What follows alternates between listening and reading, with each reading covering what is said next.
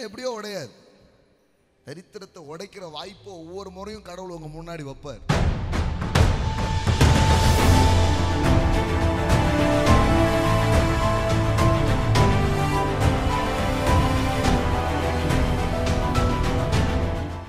So தானமும் தர்மமும் தனக்கு மிஞ்சி அப்படின்னா உனக்கெல்லாம் போய் உனக்கு வாழ்நாள்லாம் போதாது. இந்த கோஷ்டிக்கு என்னைக்குமே பத்துனதா வரலாறே கிடையாது. நீதிமொழியில் போட்டிருக்கும், தான்னு கேட்குற அட்டைப்பூச்சி மாதிரி அப்படியே இருக்கும். அதோடைய இதே லாங்குவேஜ் என்னது தெரியுமா? அது தரித்திரம். நீங்கன்னா அது செழிப்பு. ஆமென்.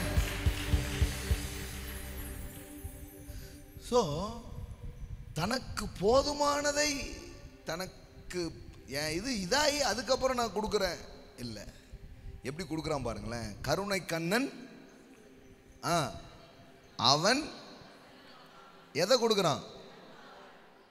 தன் ஆகாரத்தில் தரித்திரனுக்கு கொடுக்குறான். நல்லா தட்டுங்க, தரித்திரம் உடையிற மாதிரி தட்டுங்க.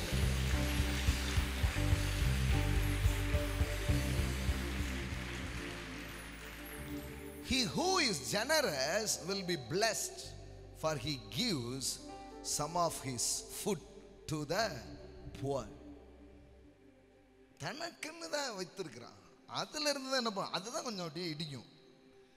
இடிக்க தான் தரித்திரம் ஒட்டையும். ஆமென். தரித்திரம் எப்படியோ உடையாது. தரித்திரத்தை உடைக்கிற வாய்ப்பை ஒவ்வொரு முறையும் கடவுள் உங்க முன்னாடி வைப்பார். நீங்க தான் அதை எடுத்து உடைக்கணும். ஆமென். You must break. Amen. The poverties. எல்லாம் சொல்லுங்க. கருணை கண்ணன் என்ன பண்ணுவான்?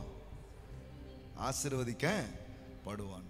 உங்க ஆசீர்வாதம் வானத்தில் இல்லை. Your blessing is not in the sky. It's in your guy.